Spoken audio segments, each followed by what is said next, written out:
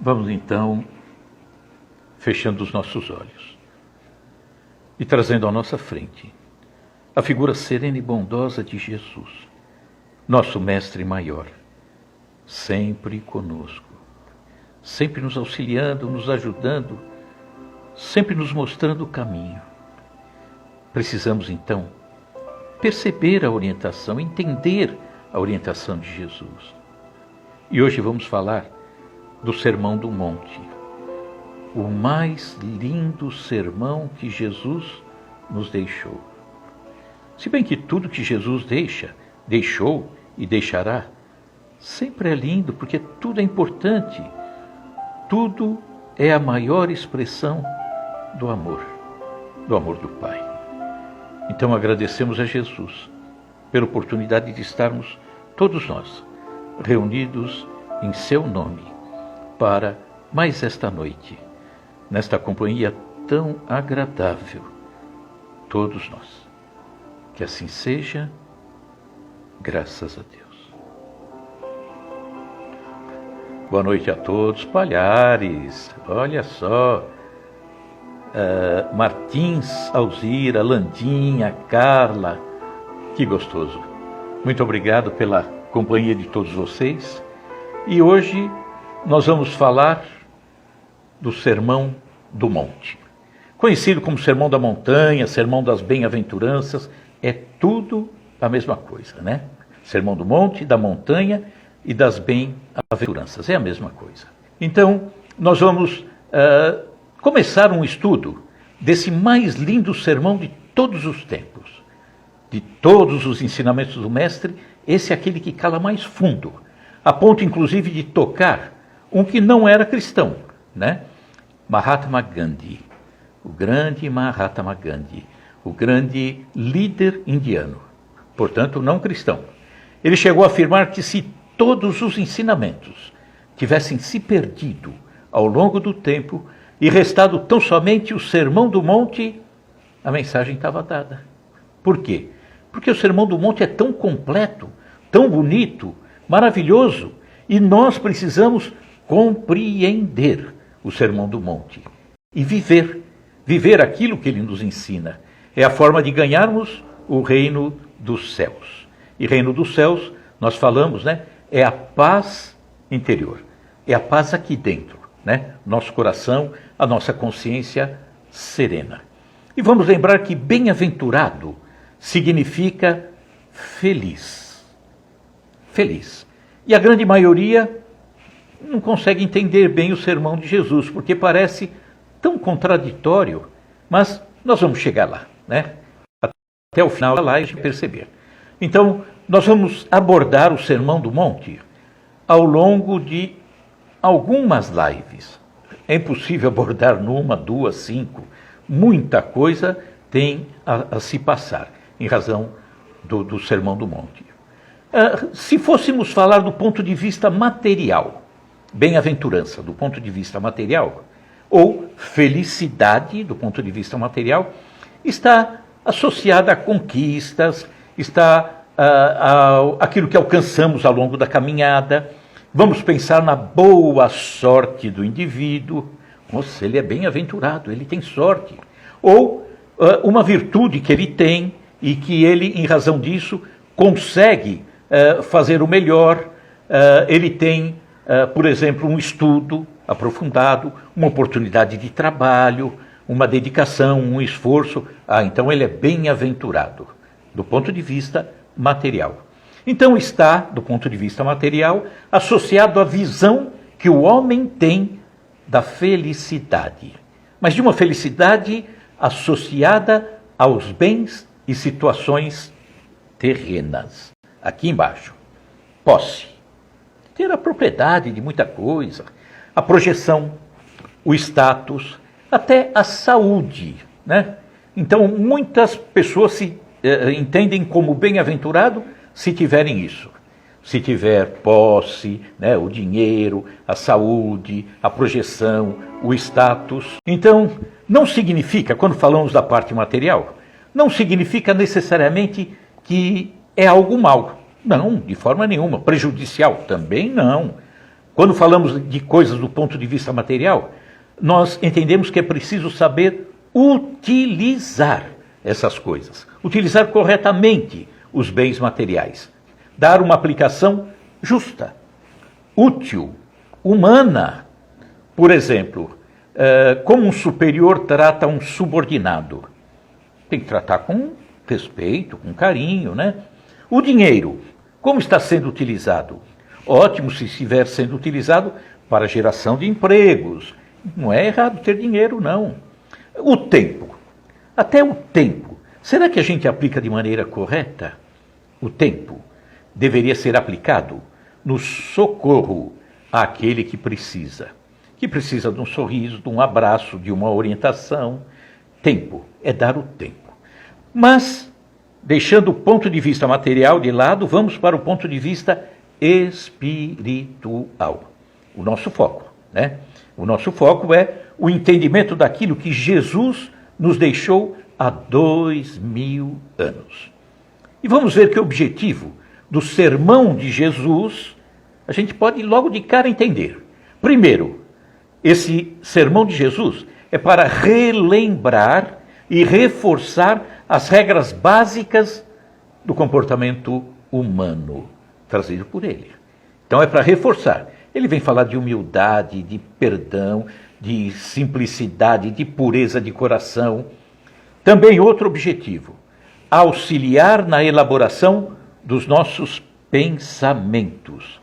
É ele que nos orienta, é uma grande lição, o Sermão do Monte. Outra coisa ainda, consequentemente, quando entendemos, quando buscamos isso tudo, nós vamos perceber que a nossa modificação está acontecendo. Olha que bom, né? Está acontecendo. Então, permitir também que tenhamos a condição, portanto, de instalarmos o reino dos céus aqui dentro. Esse é o objetivo. É isso que nós precisamos buscar. Só que as bem-aventuranças de Jesus, se nós pararmos e lermos friamente, sem raciocinar, sem estudar, nós vamos ver que tudo parece uma contradição. É contradição, estranho, né? Elas se reportam a uma má sorte e não a algo que traria, na aparência, uma felicidade. Quem gosta de sofrer? Ninguém, né? Então, bem-aventurado é aquele que sofre. Que estranho, né? Aquele que tem fome, que tem sede de justiça, aquele que é pobre, aquele que sofre perseguição. É uma contradição. Como Jesus diz que seremos felizes passando por essas situações, então, aparentemente nos sugere mais uma punição do que uma oportunidade de crescimento. Que estranho, né? Então tem que haver uma explicação. Tem que ter uma explicação que nos coloque na rota que Jesus nos deixou. Só que, para entendermos o Sermão do Monte, nós vamos buscar alguma situação, alguns dados históricos. Vamos lá, né? Aonde aconteceu o Sermão do Monte? Aconteceu na linda Galileia, na região norte de Israel. Mais ou menos no início da caminhada messiânica de Jesus, quando ele começava a distribuir o evangelho para todos nós. O local era bem próximo da cidade de Cafarnaum, bem juntinho ao mar da Galileia. Só que esse local ficava a noroeste da cidade de Cafarnaum. Especula-se que teria acontecido num monte conhecido como Monte Curum-Hatim. Tá? Não é uma montanha. Então, o Sermão da Montanha dá a impressão que é uma elevação violenta. Não, é um monte, ele até é suave. Agora, vamos pensar sobre Jesus, o Evangelho de Jesus. Né? Importante entender que Jesus nasceu judeu, viveu judeu e desencarnou judeu. Né? Então, tudo isso, nasceu, viveu e desencarnou judeu. Só um minutinho que tem algo aqui apitando. Jesus falava para os judeus. Então nós vamos ter que entender um Jesus judeu falando para o povo judeu. Jesus não falava para os cristãos, não.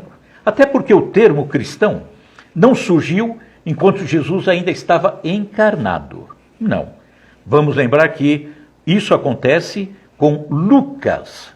Isso aí está em Atos dos Apóstolos, quando Lucas, na cidade de Antioquia, que fica na Ásia Menor, Antioquia de Orontes, bem encostadinho à Síria, Lucas é que sugere o termo cristão para os seguidores de Jesus, que até então eram conhecidos como seguidores do caminho, homens do caminho.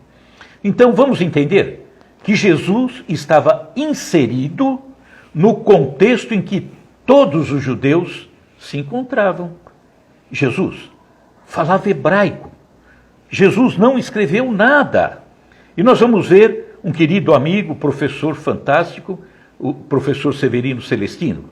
Nós nos apoiamos também no livro dele, o Sermão do Monte. Ele diz que, embora a mensagem de Jesus tenha sido passada em hebraico, hoje existe apenas as versões para o grego.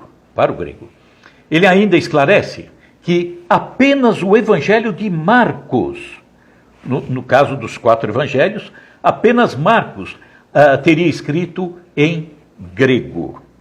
Mas, possivelmente, Marcos não conhecia o grego. Possivelmente. Então, é bem provável que ele tenha sido auxiliado por alguém que dominava o idioma grego. Diz ainda que a escrita inicial dos outros evangelhos teria sido feita em hebraico, mas se perdeu, né? Ao longo do tempo se perdeu isso tudo. Teve-se acesso apenas a algumas versões, obviamente, em grego, não em hebraico. Diz ele ainda que, posteriormente, alcançou-se fragmentos de alguns textos que auxiliaram no entendimento mais correto, mais completo do Sermão do Monte.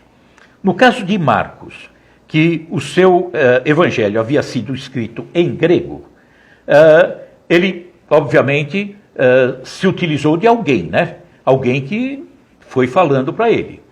Como os que fizeram a versão para o hebraico, do hebraico para o grego, também foi utilizado por alguém que era grego, ou dominando o grego, né? Então, eram pessoas que, nesses 4 evangelhos, todos no grego, não pensavam como judeus, mas pensavam como gregos. Então, os discípulos, que na verdade foram os que escreveram os evangelhos, carregavam consigo, eles, judeus, carregavam seus costumes, seus hábitos, suas tradições, tudo dentro da vivência do judeu, e não dos gregos. Então, resumindo, para entendermos bem, Jesus falava hebraico. Jesus pensava e agia como um judeu, era judeu. E queremos interpretar tudo em minúcias, apenas que apoiado na escrita grega. E aí, como é que fica? A escrita em grego não carregou a cultura, os hábitos, as tradições dos judeus, não carregou. Vamos lembrar, por exemplo, a parábola do bom samaritano, que todo mundo fala, olha, um homem descia de Jerusalém a Jericó, e ele foi assaltado, aí passou o sacerdote, não deu muita bola, passou o levita, também não se importou muito, aí veio o samaritano. Então, essa história estaria obviamente narrada numa tradução grega, mas se tivesse escrita no hebraico, muito provavelmente dentro do hábito do judeu, dos costumes, ele diria assim, sabe por que o homem descia de Jerusalém a Jericó e não subia de Jericó a Jerusalém? Não sei, ele foi assaltado do mesmo jeito. Não. Dentro do costume, do hábito, da cultura do judeu, esse homem, narrado por Jesus, sempre seria narrado descendo de Jerusalém a Jericó. 1000 e tantos metros de diferença. Por quê? Porque dentro da cultura, do entendimento do judeu, quando o judeu vai conversar, quando o judeu vai se aproximar de Deus, ele sobe. Podem reparar, todas as situações, Jesus vai fazer um sermão, ele sobe um monte. Vai fazer a prece do Pai Nosso, ele sobe um monte. Moisés vai receber a tábua dos mandamentos, ele sobe um monte.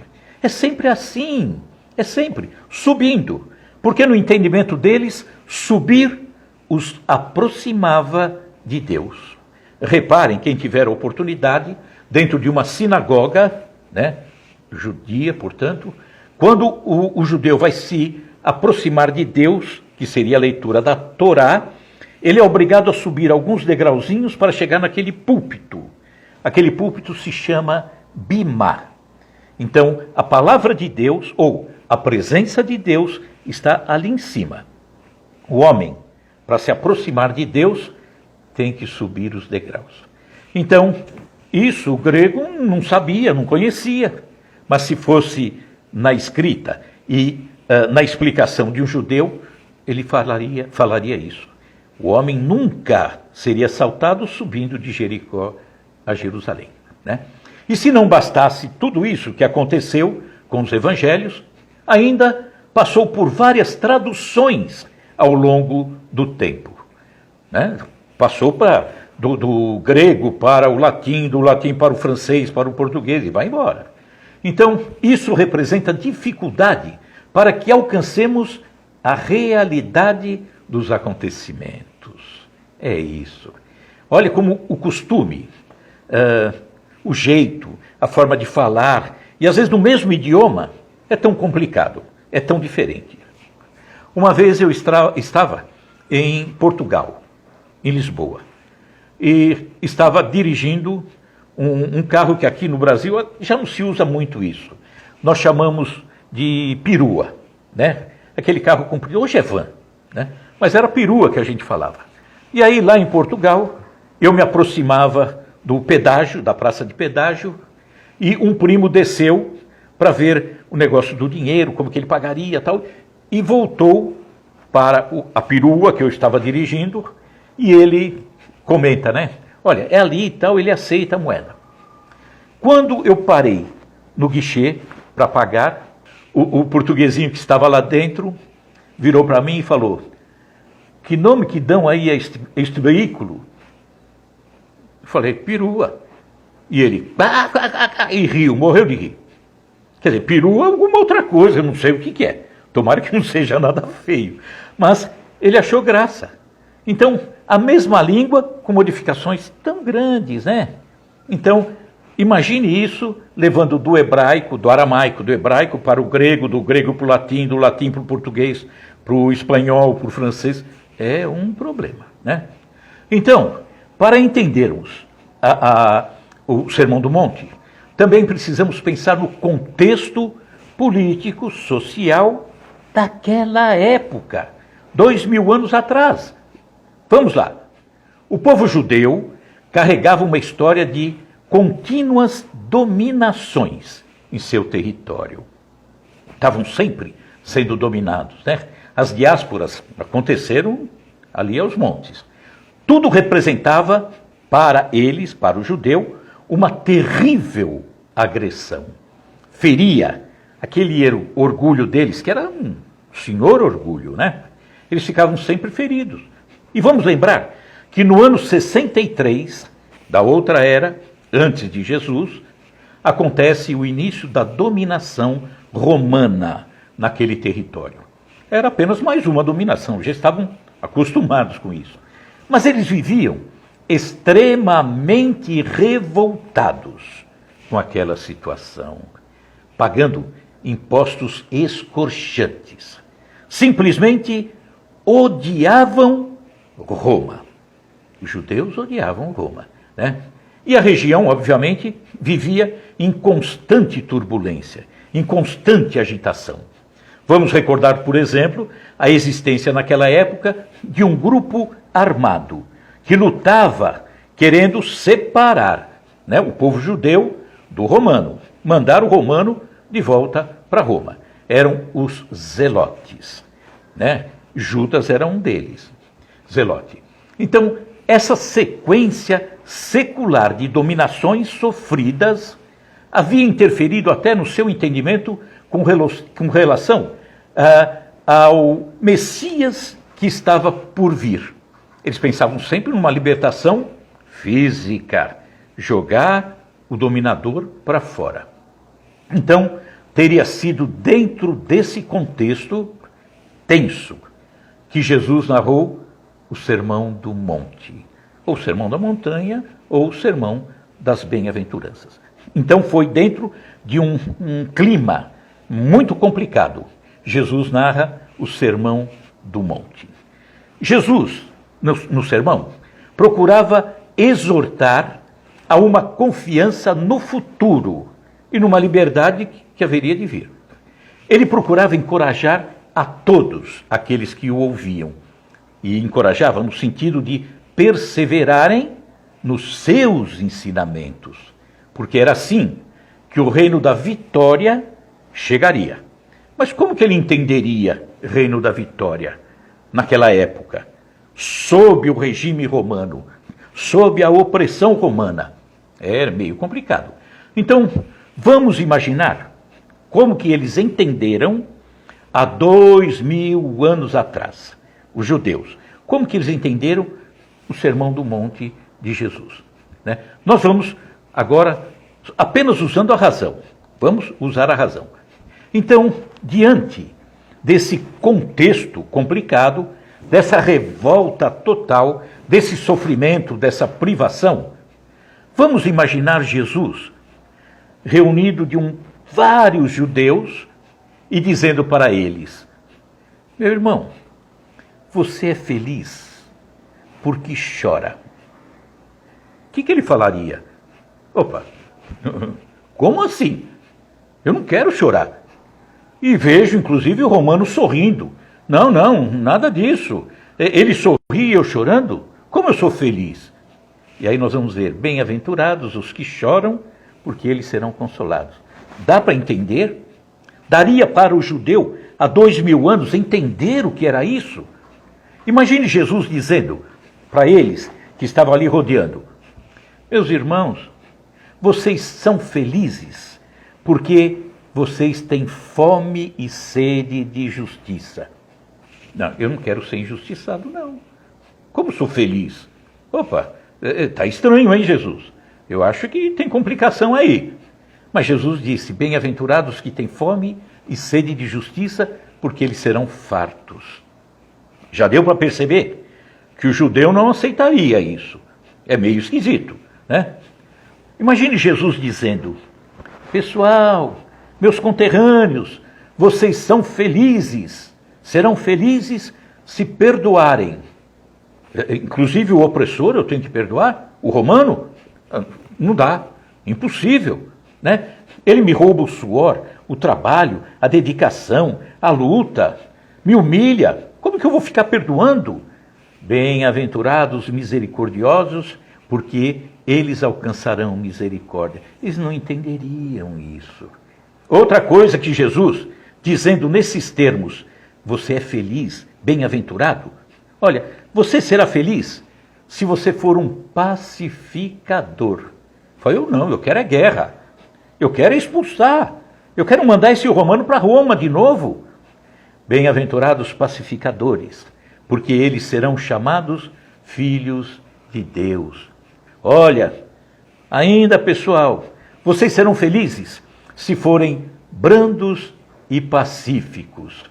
Não, Jesus, para mim, ser brando e pacífico nessa opressão toda é ser covarde. Não quero saber, não. Então, se fosse exatamente isso, a minha impressão, raciocinando, eu acho que Jesus já seria morto naquele momento. Não esperariam tanto tempo. Não esperariam 2 anos, 2 anos e pouco, né? Então, pensando dessa forma, das duas, uma. Ou o termo bem-aventurança é uma tradução inadequada, pode ser, né? Com tanta dificuldade para traduzir. Ou então, Jesus esperava daquelas pessoas, lá há 2000 anos atrás, que elas tivessem um entendimento imediato e mágico, semelhante ao que a doutrina nos trouxe depois de 18 séculos. Nós vamos explicar logo em seguida. Então, das duas, uma.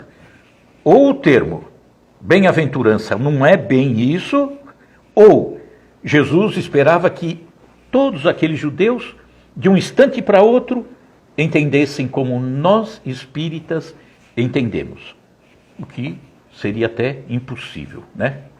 Então, qual seria a tradução correta de bem-aventuranças? O nosso querido professor Severino Celestino da Silva, que inclusive prefaceia os meus livros, querido amigo, nos informa, através do estudo feito, que a tradução correta não seria bem-aventurados, seria avante, coragem, força. Então o sermão seria um sermão de encorajamento para superarem aquele momento tão difícil, aquela opressão, aquele sofrimento, aquela dor, aquele ódio pelo qual eles passavam. Mas ao mesmo tempo prometia uma recompensa futura. Então não era só, olha, vamos ter coragem e tal. Não, mas vai ter coragem? Tenha coragem, porque no futuro vocês terão uma recompensa, né? Não passará em branco, não. Então Jesus permitia a eles a oportunidade de olharem também para as questões da alma, que não estavam tão acostumados assim. Acreditavam em Deus, mas não estavam acostumados à coisa da alma. Vamos lembrar, por exemplo, naquela questão no templo, com relação a pagar impostos, que chegaram a Jesus e disseram: mestre, é lícito pagar impostos a Roma? Então era uma pegadinha, né? Deixar Jesus de túnica justa. Se Jesus dissesse: não, tem que pagar, os judeus caíam em cima dele. Se ele dissesse: não, não tem que pagar, vinha a Roma e já levava Jesus naquele momento. Mas aí Jesus diz, interessante, né? Vocês questionam isso? Tem que dar a César o que é de César. E vocês questionam, e vocês não dão a Deus o que é de Deus. Estão questionando dar a César o que é de César. Era chamar a atenção para as coisas do Espírito. Mas era difícil para o judeu entender esse ensinamento, porque a revolta era tão maior que a vontade de se modificar. E hoje? Hoje é possível entender esse sermão como o sermão dos bem-aventurados. Por quê? É a visão que nós temos. A doutrina espírita. Ela nos dá essa chance de entender que o sofrimento vai nos fazer feliz. Que o perdão vai nos fazer feliz. Que a busca da mansidão vai nos fazer feliz. Então podemos entender sim essa tradução como bem-aventurança, para nós se aplica, sem questionamento. Só que há 2000 anos atrás não daria, né? Porque entender bem-aventurados hoje. Por quê? Então nós temos que recordar os postulados da doutrina espírita. Para recordar, vamos ver alguns pilares da doutrina. Primeiro, a reencarnação, né? Não somos viajantes de primeira viagem, somos viajantes de longa data. Sem a reencarnação, não dá para entender a justiça e a bondade infinita de Deus. Olhando as diferenças existentes entre as criaturas, também não dá. Se não entendermos a reencarnação, tempo de vida, aquele que nasce e desencarna em tão tenra idade e outro em idade extremamente avançada. Questão de saúde e doença, questões financeiras, um rico, um pobre, tudo isso, né, está nos mostrando que tem que existir um motivo de ordem pessoal para tudo isso. Caso contrário, Deus seria maldoso, né? Ele faria capricho com uns prejudicando e com outros beneficiando. Nós sabemos que há solidariedade entre os acontecimentos passados, nas nossas existências anteriores, com aquilo que passamos hoje, né? Tudo aquilo que fizemos de bom e aquilo que não fizemos de tão bom. Assim como há ligação, haverá ligação entre o que fazemos hoje com aquilo que passaremos no futuro. É questão do plantio e da colheita. Por isso Jesus disse, a cada um segundo suas obras. Então, serei bem-aventurado quando reparar as faltas cometidas, com resignação, força, confiança, sem lamentação, com tolerância. Aí eu sou feliz. Ah, mas então, bem-aventurados que sofrem, é isso. Se eu entender que o motivo da dor foi o meu plantio do passado, beleza, eu estou me arrumando, estou quitando os meus débitos. Vamos dar um exemplo. Primeiro ato, uma historinha. Duas pessoas levam um terceiro a um sofrimento extremo. Não tem a menor comiseração com essa pessoa. Se comprazem esses dois com a maldade que fazem para esse terceiro. O agredido é alguém indefeso, que nada pode fazer. E em meio a tanto sofrimento, essa pessoa, o terceiro, acaba provocando o seu próprio desencarne. Dá um tiro na cabeça e se mata. Os dois agressores, depois de muito tempo, desencarnarão também. Vamos agora para o segundo ato, lá para frente. Os dois agressores reencarnam. Reencarnam com o propósito de se unirem pelo casamento. Isso faz parte de um projeto reencarnatório. No momento oportuno, esses dois, que eram os agressores, recebem como filho aquele que foi agredido. Então aí a beleza da reencarnação, que propicia o acolhimento no seio do lar daquele que havia sido desprezado, rejeitado, abandonado, esquecido. São então os agressores, aprendendo a amar e cuidar daquele a quem fizeram um mal no passado, né? É o plantio e a colheita. Então, em razão do ato praticado pelo agredido, tiro na cabeça, vamos dizer que ele retorna com uma gravíssima deficiência mental. E ele se torna, portanto, alguém que vai viver vegetando por toda a encarnação. E que dependerá do acolhimento, do carinho, da atenção dos seus pais. Os agressores do ontem, que são os pais do hoje. Para os pais, é um processo doloroso, isso. É doloroso ver o filho com tamanha dependência. É doloroso viver exigindo atenção total deles dois ao longo da vida. Bom, se os agressores, agora, em razão do amor total por aquele a quem odiavam e que agora receberam como filho, fizerem um trabalho exuberante, como estará o coração deles? Ah, estará bem, né? Se sentirão intimamente felizes, os dois, antigos agressores, por estarem cuidando com tanto desvelo do filho, que outrora era o odiado por eles. Então, neste caso, cabe perfeitamente o termo bem-aventurados aflitos, os que choram, os que sofrem, os que padecem, porque serão consolados.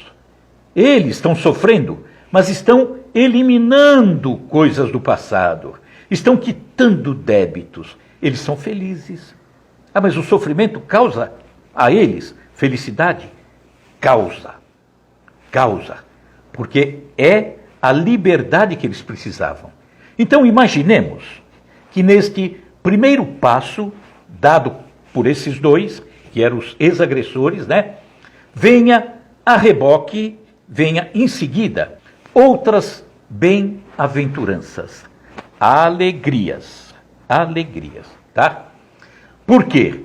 Porque eles estão se transformando intimamente, apesar da dor, apesar do sofrimento. Então, através desse gesto inicial, boas colheitas os dois poderão alcançar. Eles demonstraram humildade em acolher aquele que veio como filho e que lhes causava incômodo. Causava sim. Então, bem-aventurados os pobres de espírito, porque deles é o reino dos céus. Eles são bem-aventurados, felizes, porque estão sendo humildes, recebendo aquela entidade que eles haviam maltratado. Se tornaram os dois mais tranquilos, não mais agridem, vivem em paz os dois. Bem-aventurados os brandos e pacíficos, pois herdarão a terra. Brando e pacífico, herdarão a terra. Que terra? A terra da regeneração. Falamos na parábola das 10 virgens, a terra mudando, saindo da condição de expiação e provas e abrindo o espaço para os espíritos que melhor se comportarem. Mundo de regeneração. Eles estão abrindo a possibilidade de herdar essa terra, essa condição futura. Os dois ainda, ex-agressores, no íntimo, sentirão que estão mais serenos, menos belicosos, violentos, trazendo mais paz, como alguém que está se livrando de alguma culpa, de algum fardo doloroso. Então, bem-aventurados que têm fome e sede de justiça, porque serão fartos.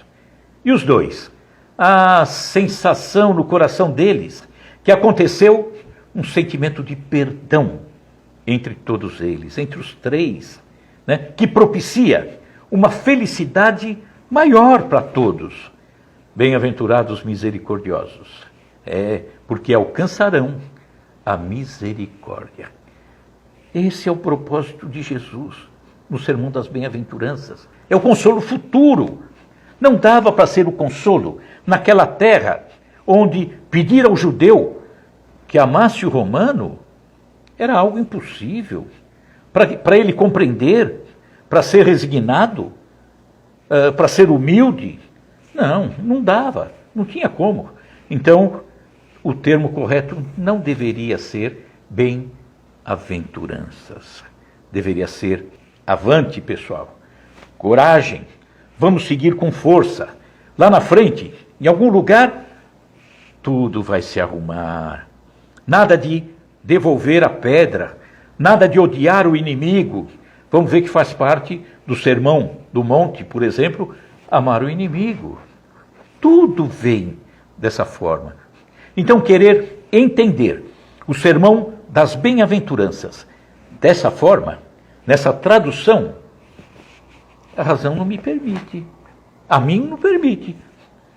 Agora, da maneira como o nosso querido Severino falou, né? Avante, coragem, não esmoreçam, não, vão em frente. Tudo bem, aí eu compreendo. Não agrida, não, vai em frente, coragem. As coisas vão mudar, lá na frente tudo vai dar certo. Tudo bem. Então, esse é o Sermão do Monte, é o Sermão da montanha, é o Sermão das Bem-aventuranças, que nós vamos estudar ao longo de algumas semanas, tá? Nós queremos pegar cada tópico e conversarmos, discutirmos, pegarmos exemplos e entendermos o que é ser feliz, né? É aquele que, hoje, no nosso entendimento, é aquele que compreende que fazer isso tudo que Jesus disse é simplesmente resgatar o melhor em nós. Por quê? Porque o plantio equivocado está aqui dentro. Eu fiz. Eu, portanto, preciso ir tirando, né? Plantio é livre, a colheita é obrigatória. Então eu preciso colher os equívocos e transformá-los em boas coisas. Por quê? Porque a colheita do amanhã depende do plantio que eu fizer agora. Esse é o Sermão do Monte. Então, a ideia hoje é dar esse entendimento. Vamos raciocinar, vamos tentar pensar como que é esse Sermão do Monte. Será que é correto assim? Será que é correto de outra forma? Será que esse termo se aplica assim? Ou faz mais sentido um avante? Se ele dissesse da forma como imaginamos, há 2000 anos, ele seria morto ali naquele mesmo momento. Então, vamos pensar sobre isso. E tudo aquilo que nós dissermos, por gentileza, não entendam como verdade absoluta. Não é. É a minha verdade. É a busca minha. E quando eu vou juntando, por isso que Jesus falou, né? Sou o caminho, a verdade e a vida. Quando eu vou buscando uma abertura de caminho de Jesus, aquele caminho que vai se abrindo, não só aquele caminho de 2000 anos, não. Um caminho que se abre em razão daquilo que eu vou buscar a mais de entendimento. Aquilo que eu vou buscar nos livros, aquilo que eu vou buscar nas palestras, aquilo que eu vou buscar em filmes, raciocinando sempre, aquilo que eu vou buscar na conversa com os amigos. Eu vou juntando isso tudo e a partir desse instante eu percebo que a minha verdade vai ficando cada vez maior. Então não entendam que aquilo que eu falo seja verdade. É a minha, não precisa ser a sua. Por quê? Porque a sua você tem que construir. É um trabalho seu, não é meu, é seu. Então vá buscar, pense, analise, rejeite, se não concordar, joga fora, não tem problema. Mas aquilo que você colocar dentro do seu coração, respaldado pela sua razão, pelo seu entendimento, pelo seu raciocínio, isso é verdade para você. Então, construa a sua verdade, mas vá buscar um caminho cada vez maior. Tá bom? Então, vamos para a prece de encerramento. Queria mandar um abraço para todos aqueles irmãos das rádios que nos acompanham. Eu estou vendo o nosso querido Luiz Domingues aqui no YouTube, aquelas rádios web, mas hoje eu estou em local diferente e acabei ficando sem a relação. Desculpa, Luiz. Mas, de qualquer forma, um abraço a todos vocês, queridos amigos, que estão nos acompanhando em tantos locais por aí, tá? Um forte abraço e que a gente continue sempre juntos. Vamos, então, fechando os nossos olhos e trazendo à nossa frente a figura serena e bondosa de Jesus, o nosso Mestre maior. Obrigado, Mestre.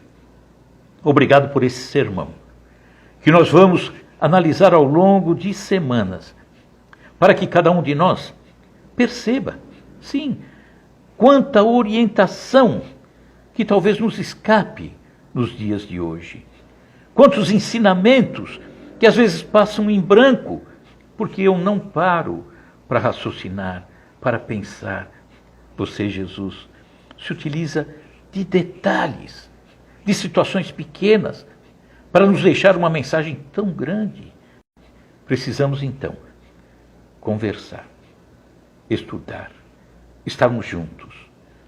Como isso é bom, como isso vai pacificar, já está pacificando a nossa alma. Obrigado, Jesus. Esteja conosco agora e sempre. Que assim seja, graças a Deus. Queridos amigos, terminamos, né? E a semana que vem estamos novamente juntos, né? É uma alegria muito grande, uma oportunidade para mim, uma oportunidade fantástica, porque para falar eu também tenho que estudar, né? Também tenho que aprender, também tenho que analisar, também tenho que raciocinar. Então, em cima de cada episódio, como eu vou aprendendo. Então, sou grato a vocês por isso. Forte abraço, até a semana que vem, e não vamos nos esquecer, hein? Nós temos 3 coisas preciosíssimas na nossa vida, que não podemos deixar perder. A crença que nós temos.